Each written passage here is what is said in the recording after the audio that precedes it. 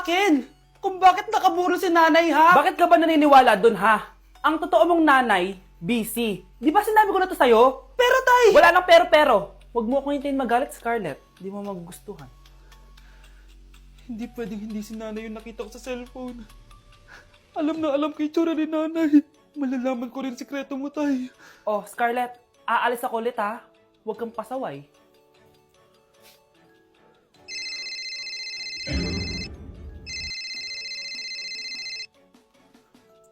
Nasa yung cellphone ko?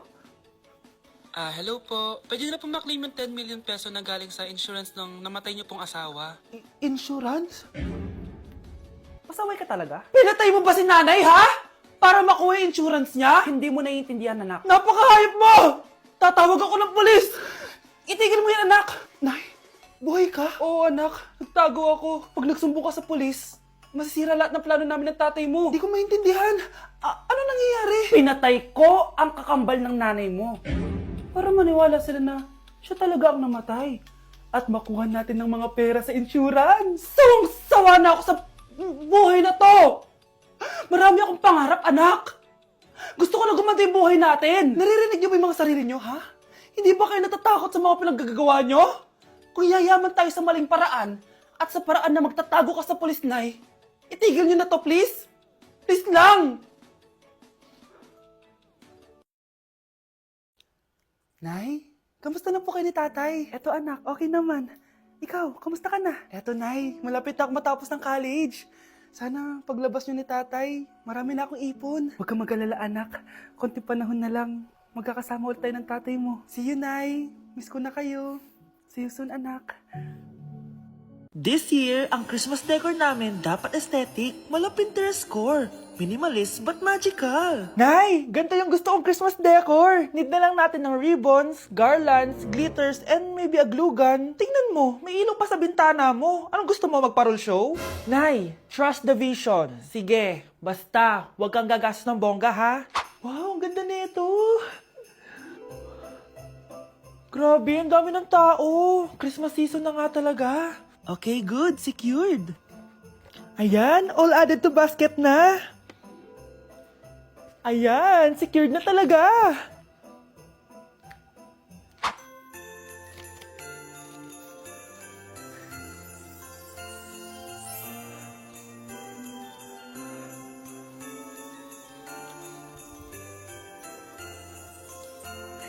Anak, paubos na yung ribbon, no? Oh, eto, ribbon ng cake. Same color naman eh. Pwede na yan. Nay, masisira yung team. Magkaiba yung sukat, oh.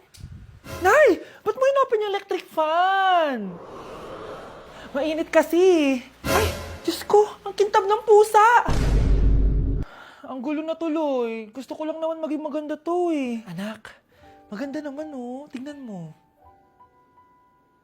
At least, nagkaroon tayo ng mother-daughter bonding. Parang okay naman. O, di ba? I'm the OG interior designer.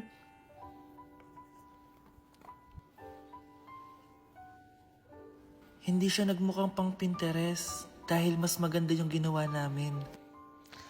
Eto, Nay, para sa'yo. Oh, ano to, anak? Nakita ko kasi yan sa National Bookstore. Tapos naalala ko, di ba gusto mo ng planner na galing sa mga coffee shop? Kaya binili ko na yan. Baka maging acidic pa tayo kakakapin natin. Makuha lang yung planner na gusto mo. Tsaka binilhan din pala kita ng pouch. Lagayan mo na kung ano-ano, Nay. Oh. Aw, thank you, anak. Welcome, Nay.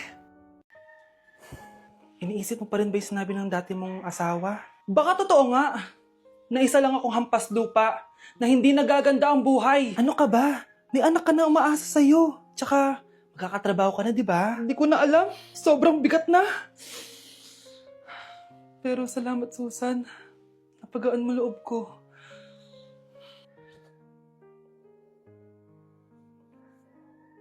Hello, ma'am. Thank you for calling. How can I help you? Baby, huwag ka muna umiyak, please. Sorry, ma'am. Ako muna bahala kay Scarlett, ha? Mag-focus ka lang dyan. Thank you, Susan.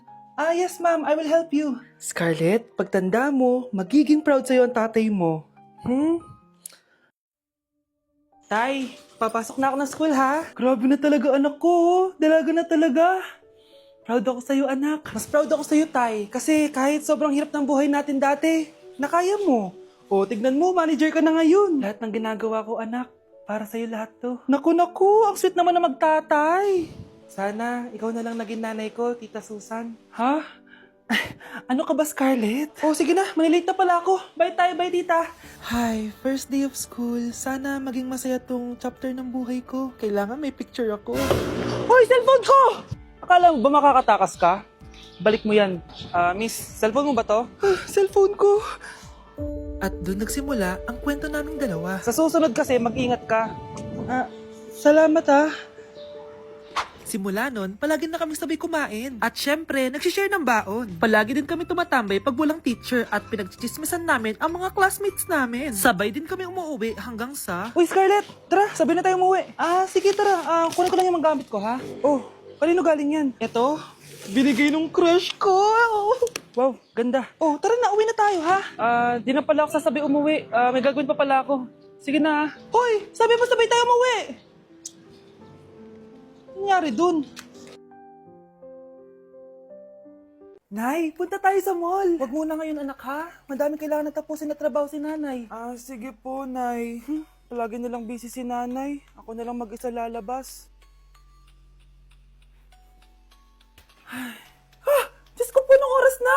Di pa pala kami kumakain ng anak ko. Anak, anong gusto mong ulam? Nasaan na ako? Hala, si Teddy na dumihan na. Ano yung gumagapang? Anak! Pumunta yun. Mare! Yung anak mo! Oh, Mare, nasa inyo na naman yung anak ko? Pasensya ka na, ha? Makulit talaga yun. Mare, Patay na yung anak mo! Natagpuan nilang wala ng buhay kasi natuklaw siya ng ahas. Bakit di mo siya binabantayan, ha? ano? Anak? Hindi. Anak. Ma'am, wag po muna tayo lumapit. Iniimbestigan pa po namin yung bangkay. Anong bawal? Anak ko yun, oh!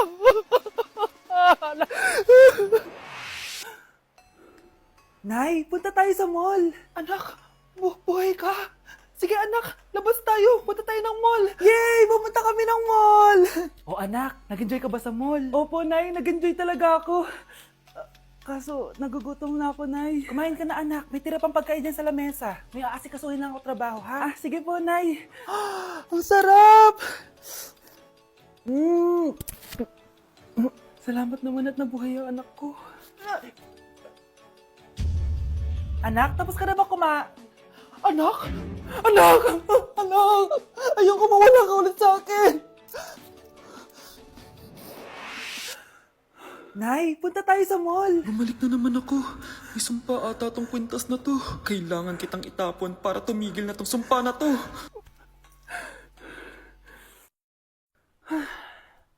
Teka, kwintas ba yun? Sino naman nagtapon nitong magandang kwintas na to? Sayang. Akin na lang. Tumatawag. Hello? Hello ma'am, kayo po ba yung nanay ni Samantha? Nabangga po kasi siya. Kailangan Ano? pumunta dito sa ospital. Nasagasaan anak ko! Ay, Nay! Good news! Ninalo ko sa loto! Totoo ba, anak? Tumama lahat ng numero sa panaginip ko, Nay! Alam mo, anak, swerte ka talaga eh. Nay, may good news din ako! Gagraduate na ako next month! Talaga ba, anak? Akala ko talaga bagsak pa rin ako eh. Buti naman at di ka na ulit ng high school. Congrats! Good luck sa college! Mga anak, may good news din ako. Sabi ng doktor, magaling na daw ako sa sakit ko. So, ibig sabihin, hindi mo na kami makakalimutan, Nay? Oo, anak. Parang sunod-sunod yung swerte natin, Nay, no? Siyempre, dahil din yan kay Lord. O sige na, anong oras na? Matulog na tayo, ha? Good night, Nay. Grabe, ang kalat naman. O anak, ba't kasing ka pa? Nay, sobrang kalat kasi dito sa bahay. Naglinis lang ako. Anak, tigil mo yan! Masama yan! Ha? Bakit? Masama na ba maglinis, Nay? Hindi mo ba alam yung pamahiin na bawal magwalis sa gabi? Kasi pag nagwalis ka, parang tinataboy mo daw yung swerte palabas ng bahay. Ako, Nay, 2025 na, naniniwala ka pa rin sa pamahiin? Tumatanda ka na talaga. Ay, hindi ko alam, anak. Takot lang ako na malasin ulit tayo. Sige na, Nay, itulog mo na yan. Malapit na ako matapos dito. Matulog ka na rin, ha? Nasaan na yun? Hindi pwede mawala yun! Anak, ano nangyayari? Umagang-umaga sumisigaw ka. Nay, nawawala yung lotto ticket natin. Hindi natin makiklaim yung pera. Ha? Sige anak, tutulungan kita maghanap, ha? Ay, baka nandito lang yung banda. Anak, ba't ka umiiyak? Ayoko na. Ginawa ko naman lahat eh, pero binagsak pa rin ako ng teacher ko. Ano? Hindi na daw ako kasama sa mga gagraduate, Nay. Lahat ng effort ko nasayang. Anak! Nay, magpahinga ka muna. Ako na muna bahala dito. Ano na naman nangyayari sa pamilya natin? Anak? Scarlett? Kyle? Susan? Kamusta ka na? Dok? Ba't nandito ka? Dinalaw kita para kamustahin ka. Mga musta? Eh di ba sabi niyo magaling na ako, Dok? Yun din nakakala ko. Ha? Teka lang, nakita mo ba yung mga anak ko? Susan, matagal nang patay ang mga anak mo. Ha? Hindi mo ba naaalala? Pareho silang na-depress. Si Scarlett dahil sa nawala niyang lotto ticket. Si Kyle naman dahil hindi nakagraduate. Kaya, ayun. Kailangan mo ulit maggamot, Susan. Dahil lumalala na naman ang demensya mo. Kinulong po ni nanay si Scarlett sa bodega. Ha? Anak?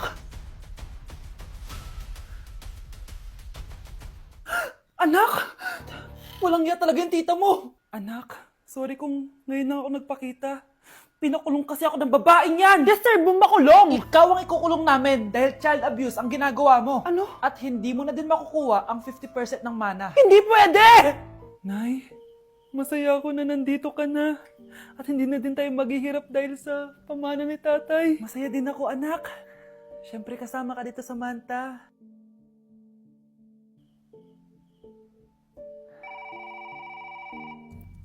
Ano ba? Bakit tawag ka ng tawag, ha? Oo, wala silang kaalam-alam. Sige na, baka mahuli pa tayo.